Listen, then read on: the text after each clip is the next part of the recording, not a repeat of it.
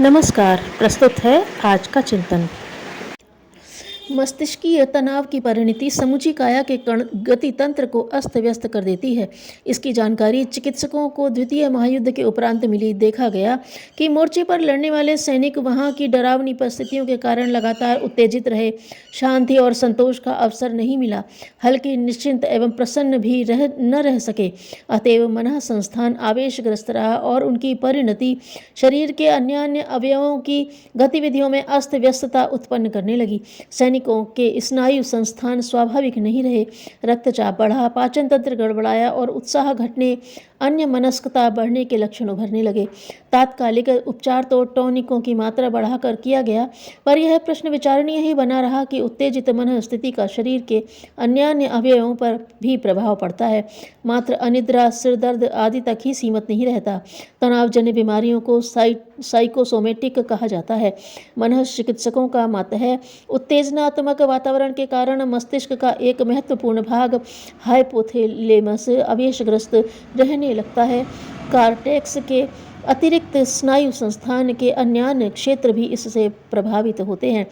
John Kolhan ने उत्तेजनात्मक वातावरण का प्रभाव चूहे, खरगोश जैसे छोटे जानवरों पर जांचा और पाया कि वे अविश्रांति की स्थिति में विक्षिप्त रहने लगे और असामान्य गतिविधियां अपनाने लगे।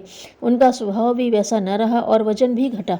शहरी आबादी की घिचपिच, गंदगी, शोर, व्यस्तता एवं अभक्ष्य भक्षण के कारण लोग तनावजन्य रोगों से ग्रसित होते हैं। इसके अतिरिक्त व्यक्तिगत दृष्टिकोण, स्वभाव एवं जीवन यापन का क्रम भी इस विपत्ति को बढ़ाने में बड़ा कारण बनता है। क्रोध, आवेश, चिंता, भय, ईर्ष्या, निराशा की मन स्थिति ऐसी उत्तेजना उत्पन्न करती है जिसके कारण तनाव रहने लगे। इस स्थिति में नाड़ी संस्थान और मांसपेशियों के मिलन केंद्रों पर सोसिटिलकोलिन नामक पदार्थ बढ़ने और जमने लगता है। कार्बन और कोगल की मात्रा बढ़ने से लचीलापन घटता है तथा अवयव अकड़ने जकड़ने लगते हैं। यह एक प्रकार की गठिया के चिन्ह है जिसके कारण हाथ पैर साथ नहीं देते और कुछ करते धरते नहीं बनता। इन दिनों हर स्तर का व्यक्ति ऐसी परिस्थितियों से घिरा रहता है जिससे उनका मन संस्थान खिन्न, उद्विग्न रहने लगे। बच्चे अभिभावकों से समुचित स्नेह प्राप्त नहीं कर पाते और असुरक्षा अनुभव करके निराश एवं खींचते रहते हैं। युवा वर्ग के सामने कामाचार की ललक, रोजगार की अनिश्चितता तथा पारिवारिक सामंजस्य की समस्याएं उद्विग्नता बनाए रहती हैं। यार दोस्तों की धूर्तता से वे परेशान रहते हैं। बूढ़ों की शारीरिक अशक्तता रुग्णता ही नहीं, परिजनों द्वारा बरती जाने वाली अवमानना भी कम कष्टदायक नहीं होती। वे कमा तो कुछ नहीं सकते नहीं, बेटों के आश्रित रहते हैं। अपनी कमाई पर से भी स्वामित्व खो बैठते हैं। मित्रता भी इस स्थिति में किसी को हाथ नहीं लगती। फलतः वे एकाकीपन से उबे और भविष्य के संबंध में निराश रहते हैं। मौत की समीपता अधिकाधिक निकट आती प्रतीत होती है। किसी अभिज्ञात के अंधकार में चले जाने और दृश्यमान संसार संबंध छूट जाने की कल्पना भी उन्हें कम त्रास नहीं देती। इन परिस्थितियों में यदि तनाव का आक्रमण हर किसी पर छाया दिखता है तो उसमें आश्चर्य भी क्या है। संवेगों में स्नेह, क्रोध और भय प्रमुख हैं। इनकी विकृति मोह, आक्रमण एवं हड़कंप के रूप में देखी जाती है। भय के वास्तविक कारण कम और काल्पनिक अधिक होते हैं।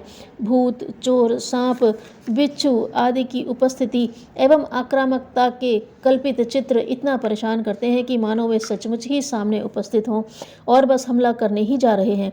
कोई व्यक्ति आक्रमण करने वाला हो, षड्यंत्र रच रहा हो, जादू टोना करके हानि पहुंचाने जा रहा हो, ऐसा डर अकारण ही उठता रहता है।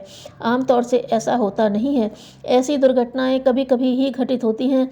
उनमें से 90% आशंकाएं कल्पनाएं पाई जाती हैं। रात के अंधेरे में अविज्ञात का डर लगता है। प्रकाश होने पर वस्तु स्थिति का पता चल जाता है और साथ ही डर भी नहीं रहता। एकाकी रास्ता चलते मनुष्य अपनी अशक्तता की अनुभूति से डरता है। कोई साथ चलने लगे तो वह डर भी नहीं रहता। शमशान में भूत पलीतों की उपस्थिति मान्यता क्षेत्र पर छाई रहती है तो उधर से गुजरते हुए दिल धड़कता है, किंतु देखा यही गया है कि उसी क्षेत्र में काम करने वाले या बसने वाले लोग बिना किसी प्रकार का जोखिम उठाए निश्चिंतता पूर्वक समय बिताते रहते हैं। भय का बाहरी कारण कम और भीतरी अधिक होता है। अंधेरे में झाड़ी भी भूत की तरह डरावनी लगती है। दुर्बल के लिए दैव भी घातक होता है। जो हवा आग को जलने में सहायता करती है, वही कमजोर दीपक को बुझा भी देती है। बढ़ती हुई ज्वाला के लिए पवन सहायता करता है और देखते देखते दावानल बना देता है। भय में अपनी दुर्बलता की अनुभूति प्रथम कारण है और दूसरा है हर स्थिति को अपने विपरीत मान बैठना। आशंकाग्रस्त व्यक्ति भोजन में विष मिला होने की कल्पना करके स्त्री द्वारा बनाए परोसे जाने पर भी शंकाशील रहते हैं। ग्रह नक्षत्रों तक के प्रतिकूल होने, दूरस्थ होने पर भी विपत्ति खड़ी करने की कल्पना करते रहते हैं। जैसे को तैसा मिल भी जाता है। डरपोकों को और अधिक डराने वाली उक्तियां बताने और घटनाएं सुनाने वाले भी कहीं ना कहीं से आ टपकते हैं। अपने ऊपर भूत के आक्रमण की आशंका हो तो वैसी चर्चा करते ही ऐसे लोग तत्काल मिल जाएंगे जो उस भय का समर्थन करने वाले संस्मरण सुनाने लगे, भले ही वे सर्वथा कपोल कल्पित ही क्यों न हो। हाँ में हाँ मिलाने की आदत आम लोगों की होती है। भ्रांतियों का खंडन करके सही मार्गदर्शन कर सकने योग्य बुद्धिमानों और सत्याग्रहियों की बेतरह कमी हो गई है। गिरे को गिराने वाले शाह मदारों की ही भरमार पाई जाती है। फलतः भ्रमग्रस्तों को और अधिक उलझन में फंसा देने वाले ही राह चलते मिल जाते हैं। भ्रांतियों के बढ़ने का सिलसिला इसी प्रकार चलता रहता है। ताओ धर्म के प्रवर्तक लाओ त्से ने एक दृष्टांत लिखा है। यमराज ने प्लेग को 10,000 व्यक्ति मार लाने के लिए हुक्म दिया। वह काम पूरा करके लौटे तो साथ में 1,00,000 मृतकों का समुदाय था। यमराज ने क्रुद्ध होकर इतनी अति करने का कारण पूछा। मौत ने दृढ़तापूर्वक कहा, उसने 10,000 से एक भी अधिक नहीं मारा। शेष लोग तो डर के मारे खुद ही मर गए हैं। मस्तिष्क को शांत करने में इच्छित परिस्थितियों की प्रतीक्षा करने की आवश्यकता नहीं है।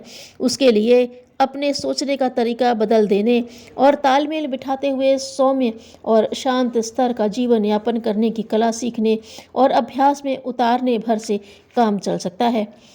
उन्हें मत सराहो जिन्होंने अनीतिपूर्वक सफलता पाई और संपत्ति कमाई।